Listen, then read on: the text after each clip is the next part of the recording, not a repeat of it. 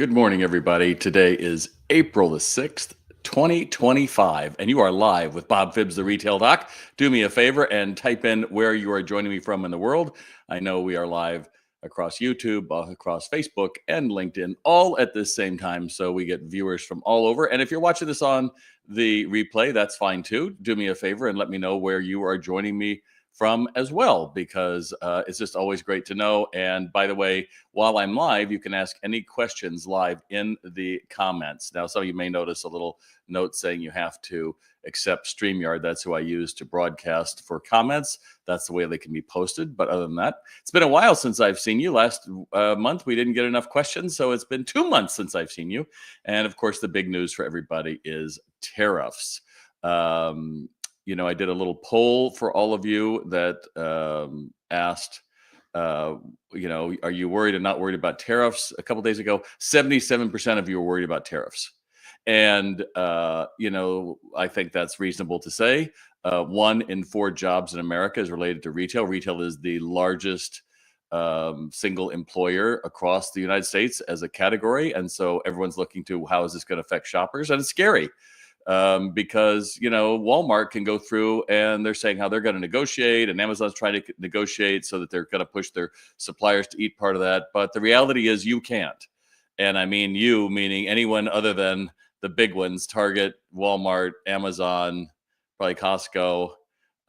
There's really about 4 or 5 that might have that ability. You can't. So going back to your vendors and saying, hey, I need you to do this, probably isn't going to bode well. And I've got some ideas for you. So I hope you'll stay with me. Do me a favor and type in where you're joining me from, because, again, I want to know that you're out there. Stacy, glad to know you're there. I know, not sunny in Saratoga Springs, but we need that good weather, rain. Donna commented on that poll yesterday. One of my vendors canceled all outstanding back orders for products that I've been waiting for, and says they can't afford to fill them because when the goods finally arrive, they'll have a high tariff. So the questions everybody's asking, I don't care what side of the aisle you're on. Is it a ploy to get all the money as taxes that then go up to the federal government and allow them to do tax breaks for billionaires? Is it something that the stock market goes down and billionaires can rush in and pay on the low? Is that it? But I'm thinking this is a president that's more chaos and shock and awe. So is it going to be forgiven or changed quickly? Who knows? Will it lead to more onshoring? I don't know. No one knows. But combined with government layoffs and the threat of all of these taxes and tariffs, it's affecting your consumer. That's what I'm hearing over and over again. And, don't make yourself crazy and don't make any rash decisions. The time after a natural disaster is not a time to make big plans. Right now, this is a huge shock that happened to the economy, the mindset, everything on Friday. So I would say do not rush to your stockbroker and say, sell it all on Monday. You have to just wait this out and see what's going to happen. And please don't make yourself miserable and keep checking your feeds. And if you're watching the news 24/7, then you're living in a constant shock and awe. And what even worse, and your adrenaline system is constantly being pumped into fight or flight. And I think that's a terrible way to live. I have had those moments when I feel like drawn to my phone and I have to stop. You know how many times the average person checks their phone? 151 times a day. And if we're only going for that dopamine thrush of, oh my God, what's happened? What's going on? Then I think it makes it even worse. And I think ultimately you have to hold out hope that somehow this is going to work out. Somehow we're going to be able to make it through it. Somehow it's going to work itself out. But it's very real. It's on the top of your minds by your comments today. And I think anyone telling you that they know what's going to happen is lying to you, because no one knows what's going to happen. Could be worse, could be better, could be the same. We don't know. But right now, it's a lot of uncertainty, and that's affecting your customers. So there you go. All right. So not many of you typing in. Let me know where you're joining me from. Maybe it's late. Maybe it's 9 a.m. You forgot that I'm on. I don't know what that's about, but do me a favor. Let me know you're out there. Nancy says, what's your opinion on offering in-store refreshments or seating areas? Do they actually increase sales? The only reason we do that, Nancy, that's usually in more luxury stores, although we are seeing it in more department stores and other boutiques, at least the seating areas, because not everybody shops alone. and it can be a little daunting to be standing around looking at merchandise all the time. So it is nice to provide that with your customers. But the main idea, particularly around beverages, is to get people to linger. People who have a beverage are going to linger longer, and that's why you saw Starbucks and a lot of other coffee companies go into grocery stores early on, because they knew that the longer that someone had a beverage, the basket, I think, improved by 10%, which is huge. So that lingering idea is what that offers. So I'd say try it and let me know what you think, because I know your store. It's a kind of small, but still the idea lingering and be able to talk in a relaxed atmosphere lets people pause, and instead of being aware of the time, they have more time to consider what you're talking about. I hope that helps. Becca says, in light of tariffs, layoffs, and genuine uncertainty, someone asked me yesterday what my plan B was. I have no idea what they meant, but what should my plan B be? And I said, your plan B is simply just wait. Just wait. Let's see where we're at. Let's see where we're at. Because good morning, Roberta. Ultimately, there's nothing saying you have to do something right this minute. Everyone that I've talked to seems to think that tariffs, if and when they do come in as expected, are going to be more hitting the shores probably in summer and affecting fall. So that's definitely there. Laura says, after 2 years of experience, a decline of sales in the home decor, but a huge increase in alcohol sales, should I eliminate home decor completely? We also have gifting clothing. Gifting clothing do well, so I keep them, but just selling alcohol will not pay the bills and the store would be empty. We've been in 7 years as a home decor store. Wow, that's an interesting product mix. I don't think I've ever heard of furniture and alcohol and clothing. If you're a home decor store and you remove the furniture, though, um, I'm not sure exactly what you are then. So I would say, get a council of your best customers, shoppers, friends, and ask them what their thoughts are, and particularly your customers, and get their thoughts on it. What either you could do or not do, that would be good. I think knowing your numbers is going to be crucial in the next 4 years. That's for sure. And many stores have been downsizing. We can go into some of the larger department stores, like whole back ends of the store are now curtained off because they don't want it to appear that they're empty. So I think that's one way. Certainly, if you're selling furniture, you say home decor. So I'm not sure. I don't think that's probably furniture, but that's gifts and things that you can easily walk home with. I think it's a tough market because everyone is everywhere right now. I mean, uh, Ace Hardware is in Kroger, Gap is in Walmart, Ulta is in Target. They're all looking at ways to get in front of shoppers in a new way. And that doesn't even mention your Facebook and social media feeds, which are churning out ads for direct to consumer products all the time. So I think it's important to know your numbers. Maybe you don't have to go all out. Maybe you can cut it back, maybe bring your store a little bit smaller. But if alcohol is selling, that's great. It's probably more to boomers, though. So I would also encourage you to be thinking that non-alcoholic beverages are having their moment. So featuring those as well. Good morning, Michaela. Glad you're here today. Diane says, are shop owners halting purchases as the Trump tariffs take effect? My own answer is I stocked up for Easter toy and games and maybe have 2 orders I'm going to place early next week. But after that, I'm going to stop buying imported items until I have a better idea how tariffs are going to affect purchases. I've told my employees that I'm not increasing any prices until my costs increase. Then I'll continue with 2.3. No way would I eat tariffs. That'd be ridiculous. I think that's very smart, Diane. I think a lot of retailers are going to have to look at, those nice to have products that you might have that don't turn as often. Products you have to turn more. I think, if there ever was a time you need to learn how to sell your merchandise, it's now. I've said this before as a broken record for many of you. Sales RX, my online retail sales training program. Why? Because most places don't have a sales process. They are asked and answered. Do you have this thing? Yes, I have it. Great. Anything else? No, that's it. That's not making you money. What makes you money is if it's a furniture store, you're not selling the sofa, you're selling the room. If you're selling apparel, you're selling the outfit, not the scarf. If you're selling the shoes, you're selling the shoes, the socks, Everybody needs a new pair of socks with shoes. They always feel better. Why is that the hardest thing for shoe store owners to understand? You need to get more merch going out the door with every purchase. And if you don't know how to engage someone and create a friend to earn the right to sell the merchandise, you're pretty much a warehouse for expensive items. So those of you who are still on the fence or tell me, oh, I followed you for years, and then one day you join Sales RX and you're like, oh, I wish I'd done this years ago. Why? Because for somehow you think it's harder to do. No, it's easier because everybody's working off the same script. That's the important thing. And you're not just letting them do whatever they want. Or worse, what we're seeing more and more is retailers are putting, because traffic has been a little soft the first quarter, putting more items on sale. What's going to happen if you buy all your stuff and it's full of tariffs, and God forbid the tariffs are gone? You're ultimately going to have to eat that. So then you're going to put a 20% off sale on top of that throughout. You got to be thinking about this on long term, how all of these are going to affect you. We don't want you to have an empty store for Christmas, that's for sure. Susan says, what a loaded question. My question is, are you raising price in anticipation of the tariffs? I don't think anyone should be doing that, Susan. I think that first off, you have no way of knowing what it's going to be or when it's going to be. I think until you actually have a vendor that it lands in your box and it's up, that I think you have to do it. Some people have talked about putting a little putting a tariff by some of their items to show that they're going to be going up, so people might buy them early. I'm not a fan of that either, for the simple reason that you don't want to sell out of the things that are going to cost more money, right? Rose says, what are your thoughts regarding small businesses adding an extra fee when customers use a credit card versus cash? A lot of businesses starting to do this in my area, and I have mixed feelings about it.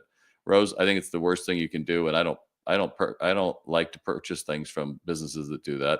It's like that that thing we saw when gas prices were up. What was that, 4-6 years ago? And when I'd go to take a taxi, it was like fuel surcharge, or you got something from UPS, fuel surcharge. Those never went down. Like, it was high for a couple months, I'll give you that, but then they decided to keep it. Oh, we can make money on it. Or those things on the not things. Those messages on receipts that say, we've added a 5% tip for our back, our back kitchen so that they can make more money.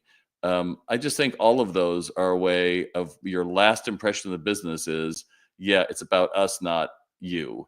And, when your credit card fee is 2% or 3% and adding that on, oh, but we get so many. Yeah, if you were Walmart, you could see, oh, we get so many, it's a big deal. But if it's that big a deal, then you need to know that your margins are too little, and maybe you're marking things up at 40% instead of what they should probably be at like 55%, and that doesn't give you any room to make a living. I don't want you to have a job. I want you to make a living and take money out of your business, not put it in. If you like what I have to say, put in a Y in the comments. Let me know that you're out there. Debbie says, any thoughts on what the short game may look like for retailers versus the long game with regards to newly implemented tariffs? Again, Debbie, I think I've talked about that a lot. I would say that this is going to punish independent and smaller retailers the most, simply because they don't have the bank accounts. If everything goes up, let's just say 20 or 30% for the fall, I don't know how you go through and have a holiday unless you're going to do that. And the reality is, if everything goes up 20%, your employees are going to need more money to be able to do it. It just spirals out of control. That's why I just really have a hard time believing this is going to be stay in. I know that there's been talk of farmers are challenging the actual ability to use this 1977 law to set tariffs. And I expect there's going to be several court cases that are going to look at thwarting that. It's a nice idea. We want to onshore all these people and have manufacturing in our country. We can't get enough people to work in retail. You think your kids are going to work in a factory? And we've got such a thing about immigrants saying, oh, we can't have anyone in the country. You think they're going to be able to pick up the slack? The reality is, you have to look at everything that's going on in the country and say, is this helping us make a better life for everybody? Or is this making a punitive against our own citizens? And I think, again, I'm bullish on retail. I don't care what side of the aisle you're on. The reality is, I'm concerned about your success and your vendor success, and more importantly, our customers and our communities and what they're going through to be able to make a living right now, much less what's going to happen if all of these things take place. Debbie said, I saw a toy manufacturing, well, it's a little long, but I'll read. I saw a toy manufacturing CEO on ENBC this week talking that he and many of the toy companies are meeting to form a group to propose plans to overseas manufacturers to create a new plan. Not sure what that will be, but he really broke down the costs are for average $10 item and how tariffs could rise to $12.50, which doesn't sound like a lot, but when it's everything, it could have a big impact for toys. For kids example, it was a good interview. This may take new and creative ways to look at buying, manufacturing, negotiating. Again, I don't see how that is going to happen with independence. I think the reality is the big boys, the big players out there might be able to do that, but there's simply no place to run. I mean, after COVID, all of the manufacturers said, well, we can't be so concentrated on China. We'll go to Vietnam, we'll go to these other places. And with these tariffs, they are kind of capricious because they're now on coffee and bananas, something that we won't be able to make in the United States. So that's why, again, I think just hang in there. You have to keep thinking, nice shirt. I have to keep thinking about, you have to hold hope in your heart, because otherwise you're going to go down a spiral. Oh my God, we're out of business. I'm going to be on the streets. The whole world's, I should go live in a tent out in the wilderness. That doesn't happen, but it just feels that way right now. So I think the reality, as I said at the beginning, Debbie, is you really have to think about finding hope in your heart. You're going to have to change that mindset of, oh my God, lack and being taken away and feel awful, and say, I've been through this before. Let them do whatever they're going to do. I'm going to find a way to keep my mind busy. So I'm not going to have the news on 24/7. If I go into a hotel where it's playing, I'm going to say, can you put on the Discovery Channel or HGTV? I'm going to go through and my friends are start talking about things. I'm going to stop and say, hey, there's nothing we can do about this. I don't want to feel hopeless. I know other of you who are much more socially active say, well, that means that everything, you're just giving in. The reality is your first goal is your mindset. If you don't get your mindset right and think of abundance and hope, then you're never going to bring that to a shaky customer who is making the journey to come into your store and kind of raise their hand and say like, hey, I think I'm going to buy something here. Unless you hold that here, you're going to start commiserating and feeling bad, and then calling your buddies and how they're bad, and get on your little chat groups and Facebook. And I know there's many of them, and commiserate about how awful it is and take sides and all that other stuff. In the meantime, what is that doing to your family? What's that doing to your friends? Worse, what's that doing to you? Do you want to choose hopelessness? Because that's what you do when you go to the news every time. I gave up 3 of my subscriptions in January. I just can't take it. The nonstop dopamine rush of what even worse is out there. And if that's something that you want to pursue, then have at it. But you're going to live with the consequences in the way you feel and the way you talk to people and the anger and everything else that's going on in your life. Because I don't have time to tap into it. Maybe you do, but I don't have that. Roberta, last question. Other than dropping a successful brand that we've sold loyally for years, when they begin to sell to a huge national discounter, how do you suggest we continue to compete? Roberta, that's such a wide question. I'm not even sure how to answer that. I mean, I don't give a damn if they're selling to a national discounter. If you can sell it, if your crew knows how to sell, who cares? There's plenty of products that I see in store A, that I see in store B, that I see in store C, and then I go into store D, and I've never been in that store before. And I'm like, oh, that's cool. I'll buy that. This idea that your customers are all walking by and they're coming into you and they're writing down, oh, it's $24.99. And then they're going to go to someone else and they're going to go, oh, it's $17.99 here. Oh, online, it's $16.99 with a coupon. Yeah, there are people like that. Maybe you're the one of those people, right? Maybe that's how you buy. Not everybody's like you. Maybe it's just because they like a shirt. Maybe it's just because they say, oh, I think I want that. So if it's a great brand for you, you've sold it loyally for years, it's kind of cutting off what my dad would say, cut off your nose to spite your face. Like, I'll show them. Well, who are you really showing? Because if you'd been able to sell it before, maybe you can sell it still. That's all.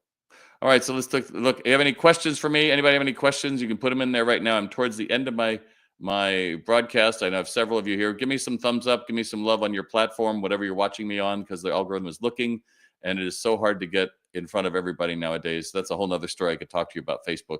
But, I'm starting my 31st year as the retail doc this year, and this month, as a matter of fact, when I actually walked out of a business that I had helped build from a startup to 35 locations. And I had them play on the radio. I had them play Kathy Mattea's Walking Away a Winner. And I've never looked back. And there is so much hope. And if there's so much joy out waiting for us in the world, that if we would just get rid of the garbage in our heads and realize that the more garbage I put in, the more that's going to circulate around and come out here, then the better I'm going to feel. And if you heard nothing else from me today and you stayed all the way till, what are we at, 20 minutes, then I hope you take that and you take action. You put in the comments, yeah, this is what I decided to do differently, because you are the only one responsible for your mindset. It's not Trump. It's not Schumer. It's not MSNBC. It's not Fox. It's you. And if you want to crave that dopamine and write off your family and say they're this, then have at it. But you know, my dad did that. If you didn't think in his political way in the 60s, you were dead to him. So most of his brothers and sisters stopped talking to him and ended up being pretty lonely as he went through some pretty hard times for one reason, because it had to be this or that. And I think there's a world of gray that we are not embracing. And I hope that helps. All right, Roxanne, thank you so a lot. I've been thinking about this lately. Your knowledge helped me greatly. Again, I don't think I have all the answers. I just think we have to have perspective in all of this, right? That's kind of the important thing. And that's great, Stace. I've set limit on news intake and redirecting on what I can control. That's kind of it, right? That's kind of it.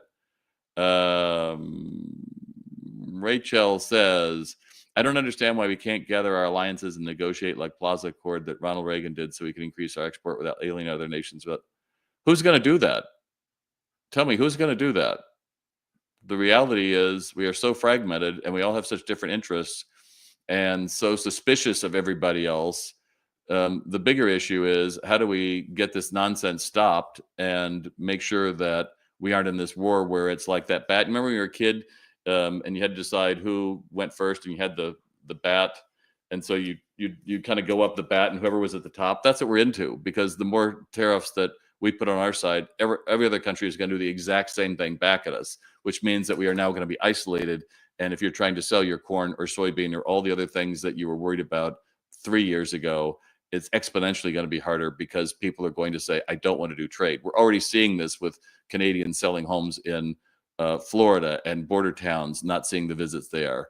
There's no reason for all of it. What we need to figure out is, how do we end up working for a change where we realize that we are in this all together? It's not just an agreement. It's like, we are the leaders of the free world. We always have been. We've got to find it in ourselves and in ourselves. And more importantly, I just had to see Bob's little comment there. I'd like to be CEO. Oh, there you go. Unless we can find it in ourselves to change and say, I'm going to fix what I can and negate the rest, then I think we live a pretty rotten existence. If you remember, during COVID, I did a live broadcast every day for 6 months called Hope for Retail, where I would be on here and tell you what all the things you can do and why we need to stay positive, and your customers will be coming back.